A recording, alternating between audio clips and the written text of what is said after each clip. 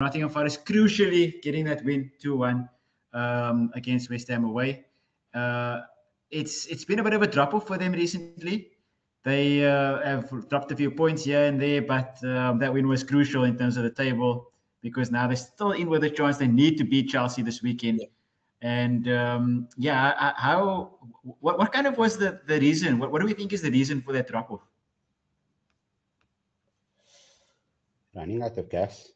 That's the best thing. Yeah, but also losing Chris Wood. That seemed like when he got injured, it was such a pivotal time for them because they went out of FA Cup, they lost steam in the league, and then. I mean, even when he returned, he didn't come back a bit. The he hasn't seen. What was it? Like a hamstring injury? He didn't really hit the ground running after that. So yeah, probably that, and then also just I think the expectation of the season where I think they were fine when nobody were really talking about them and they were just quietly getting the points around. But yeah, I think maybe some of that belief where they thought, okay, no, it's actually so close to getting it.